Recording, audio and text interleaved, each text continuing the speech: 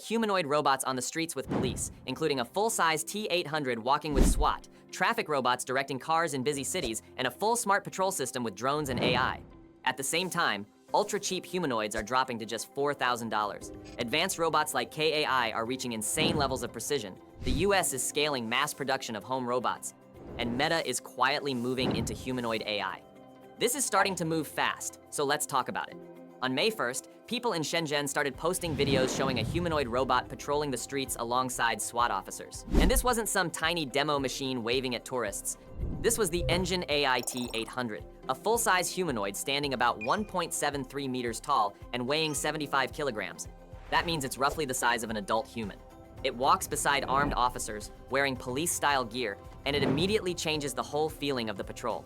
The reason this one stands out is not only that it looks impressive, but that it can actually move in a way that feels much more physical and aggressive than the usual service robots we've seen before.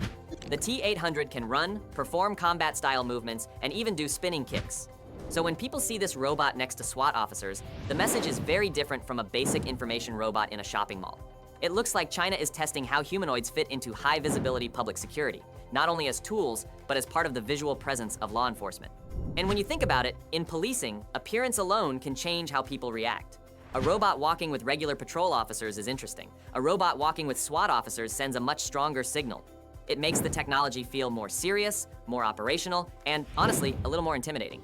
Now, to be clear, the public reports around this Shenzhen patrol describe the robot as joining officers on the street, not replacing them and not independently enforcing the law. Well, not yet at least. And Shenzhen wasn't the only city showing this future during the May Day holiday. In Guangzhou, police rolled out what looked like a complete smart patrol lineup between May 1st and May 5th. This included humanoid robots, drones, and self-balancing scooters, all working together as part of a coordinated public safety system. At a park on Ursha Island, a humanoid robot walked side by side with officers while wearing a police safety vest. This one had a very different role compared to the T-800. It wasn't there to look like a SWAT support machine. It was more of a public-facing robot, designed to attract attention, interact with citizens, and help officers spread anti-fraud messages. And it actually makes sense. The robot performed martial arts moves, talked to people, and used an interactive broadcast system to warn the public about scams. Officers described it as a kind of publicity officer, because people naturally stopped, gathered around, and listened. One officer, Li Exupeng from the UXU District Patrol and SWAT Unit, said that when the robot accompanies them on patrol, citizens tend to stay around longer and become more receptive to anti-fraud messages. That means the robot is not just a gadget, it becomes a tool for attention. And in public safety messaging, attention is half the battle. The same Guangzhou rollout also included self-balancing scooters for officers. These can reach up to 20 kilometers per hour and are useful in areas where normal motor vehicles are not allowed, like public parks. Then above all of this, drones were deployed for aerial patrol. They monitored crowd flow, watched traffic conditions in real time, and coordinated with officers on the ground. So instead of one isolated robot, Guangzhou was showing a layered system. Humanoids for public interaction, scooters for fast movement, and drones for overhead awareness. Then there's Hangzhou, which took a slightly different route. During the May Day holiday, local authorities deployed 15 humanoid robots at major intersections to help traffic police and guide pedestrians. These robots were seen raising their arms to direct vehicles, guiding people across crossings, and interacting with passersby. And of course, they attracted a lot of attention. Hangzhou is also one of China's most important AI and technology cities. It's home to major companies in the sector, including DeepSeek. So when humanoids show up in traffic management there, it doesn't feel random. It feels like the physical side of China's AI ecosystem is starting to show up in everyday public life.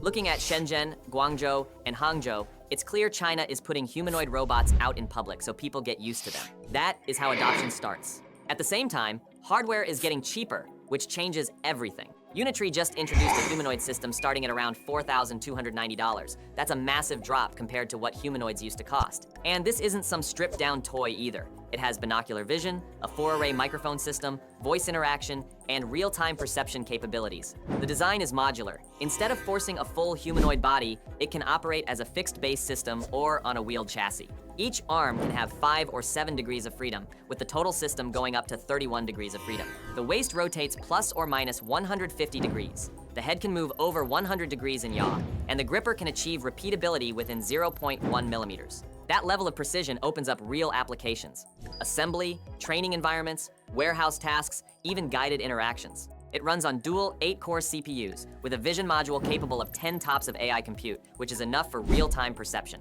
And because it supports interchangeable components and low-level interfaces, developers can customize it heavily. This is exactly how ecosystems start. Lower the price, open up the platform, and suddenly, researchers, startups, and independent developers can build on top of it. Unitree already did this with their quadruped robots, and now they're applying the same strategy to humanoids. The expectation is that this could trigger a similar wave of innovation. At the higher end, things are getting even more advanced. A company called Kinetics AI introduced a humanoid named KAI, and this one is on a completely different level in terms of complexity. It has 115 degrees of freedom, including 72 just in the hands. Each hand alone has 36 degrees of freedom, allowing extremely precise manipulation. It's covered in synthetic tactile skin with 18,000 sensing points, capable of detecting forces as low as 0.1 newtons. That means it can adjust grip and interaction in real time, making it safer around humans and fragile objects. It can carry up to 20 kilograms, move at around 5 kilometers per hour, and operate for about 4 hours on a 1.7 kilowatt-hour semi-solid state battery, which is designed to reduce risks like thermal runaway. What's interesting is how it thinks. It uses something called a world model, which basically simulates outcomes before executing actions. So instead of reacting blindly, it predicts what might happen and evaluates different possibilities first. Training happens through a wearable system called KAI Halo. Humans perform everyday tasks while the system records movement, spatial data, and first-person video. That data then feeds directly into the robot's learning process. And they're targeting real environments: retail, concierge services, home assistants. It can sort items, assemble products, load dishwashers, fold clothes, even thread a needle. Mass production is planned for later in 2026, with pricing expected below $40,000. Meanwhile, in the US, the focus is shifting from development to scaling. A company called 1X has already started production of its humanoid robot Neo in California. The factory is about 58,000 square feet, employs over 200 workers, and aims to produce up to 10,000 robots per year, eventually scaling to 100,000 units by 2027. The demand is already there. Their first-year production sold out within 5 days. Neo is designed for home use, helping with mobility, light tasks, and daily interactions. It runs on NVIDIA's Jetson Thor platform, enabling real-time AI processing directly on the robot, which reduces latency and dependence on the cloud. They're also using simulation tools like NVIDIA Isaac to train the robots before deployment, which speeds up learning and improves safety. The pricing model is interesting too, around $20,000 upfront or a subscription starting at $499 per month. That tells you where this is going. Not just ownership, but service-based robotics. And while all of this is happening, big tech is quietly positioning itself behind the scenes. Meta just acquired a robotics startup called Assured Robot Intelligence, or ARI. This team focuses on building models that allow robots to understand, predict, and adapt to human behavior in complex environments. Their work feeds directly into Meta's broader push toward humanoid systems and potentially even artificial general intelligence. Because a lot of researchers now believe that true AGI won't come from training on internet data alone. It will require physical interaction with the real world, and robots are the bridge that makes that possible. So you've got hardware scaling, AI models improving, and companies investing heavily in combining the two. Now, when it comes to policing specifically, there's a deeper conversation happening, especially in the US. A lot of departments are facing serious staffing shortages. Over 70% report hiring has become more difficult compared to 5 years ago. Resignations have increased by 47%, retirements by 19%, and about 87% of agencies say they're not fully staffed. This creates a chain reaction. Response times increase, officers burn out, morale drops, and services get reduced. That's why humanoid robots are starting to look practical. They can handle simple tasks like reports, traffic control, translation, and public information, while human officers focus on serious calls, investigations, and people who actually need human judgment. And there are already examples. China has deployed humanoids for patrols and information services.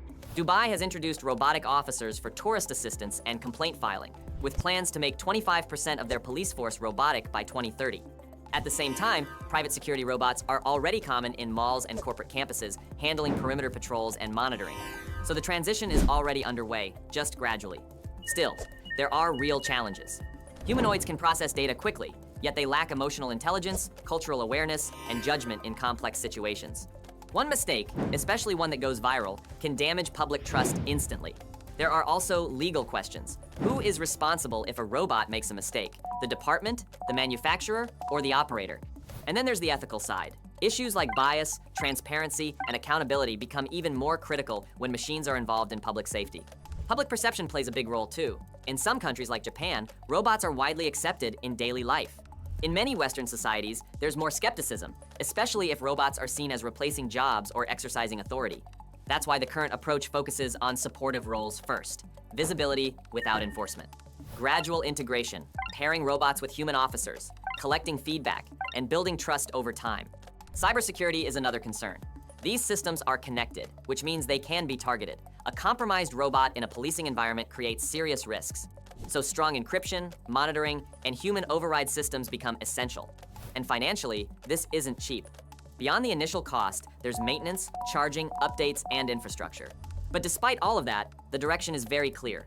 Humanoid robots are moving out of controlled environments and into real-world systems.